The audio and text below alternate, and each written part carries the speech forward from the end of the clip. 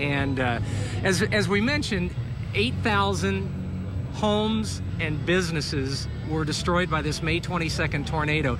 So the rebuilding effort isn't just something that's going to take days, weeks, or months. This is going to take years. KOMU8's Heather Trumpfeller takes a look at the rebuilding efforts here in Joplin. From day one, Steve Patterson was out in the rubble with his chainsaw, performing early response disaster relief. Now, 6 months later, Patterson says he's still devoted to the needs of the community. We're working to help people mitigate their unmet needs over the long term. After that disastrous May tornado, the need to rebuild just about everything in the storm's path was evident.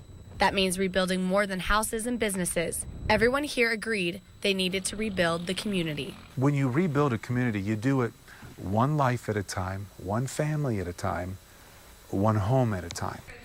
Volunteers from all over the world have come to help this community rebuild. The outpouring of, support from everywhere, not just our community, not our surrounding communities, but from basically the whole world.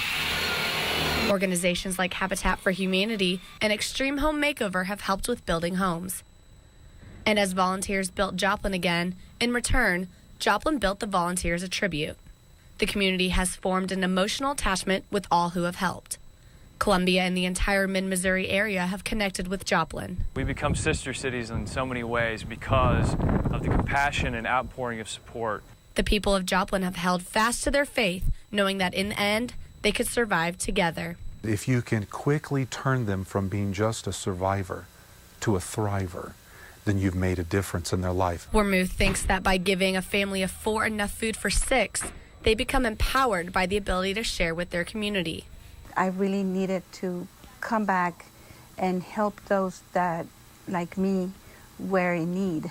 Wormuth's ministry has been able to provide food, clothing, and other goods to victims through his belief that he can always say yes because he thinks God will provide. And the community has rallied together to do its part, too, providing services for one another. Many institutions have provided free counseling, childcare, and other efforts to support the rebuilding of Joplin's homes, hearts, and minds. Now, 6 months later, the city isn't what it used to be, but the community has hopes and dreams of what a recovered Joplin might look like. And they aren't giving up until they get there.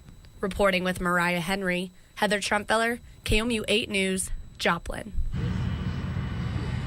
And yes, volunteers are still needed here in Joplin for months, if not years to come.